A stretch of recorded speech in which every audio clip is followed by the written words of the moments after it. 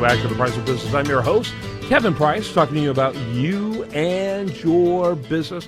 Going to spend some time with my friend Rex Solomon. He's with the company Houston Jewelry. By the way, you can learn more about that at houstonjewelry.com. Time's so brief, I normally go into a little more length about what you do, but just, in a few seconds, tell us what Houston Jewelry is all about. We're a full-service jewelry store.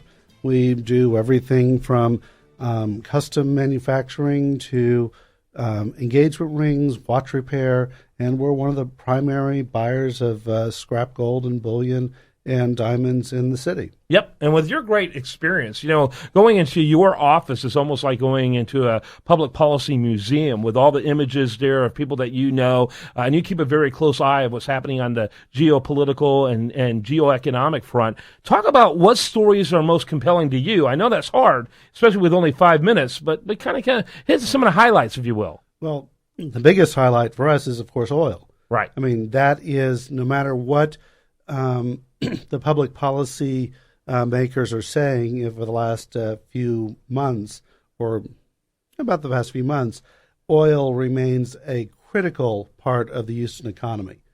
We are diversified, yes, but, it's a big but, that oil, as that struggles around $30 a barrel, we are going to see significant changes in the landscape here in every single industry. No question about it. And for a while there, I thought because of the conflict between Iran and Saudi Arabia that, oil prices might go up. So did I. And apparently instead, thanks to China's implosion is having a bigger impact in the Saudi and Iran conflict, apparently. Well, China is the engine that is driving the world economy right now, their manufacturing, et cetera. But there's also, right now, there is in the industry, is the spring changeover in the refineries. So at that point in time, the refineries are changing to the summer blend, and they're shutting down. And so oil is sort of backing up in reserve depots around the country. And so that's also further depressing price. Mm-hmm. So too much, we have a glut of gas, basically. Right. Yeah. Now, this all, of course, could be changed by administrative action or executive order. It would be very simple for the president to declare an import duty on all foreign oil that is the duty would be the difference between the price of the foreign oil and some benchmark price, let's say $60 a barrel, $70 a barrel, which would be in the national security interest because since every president since Nixon has realized that as long as we are dependent on foreign oil, it is a major national security risk, such as the 73 oil embargo. Conversely, on an environmental side, all this lower price oil and gasoline maybe going down to $1 a barrel has just encouraged massive more consumption and a completely pushed down demand for fuel-efficient vehicles.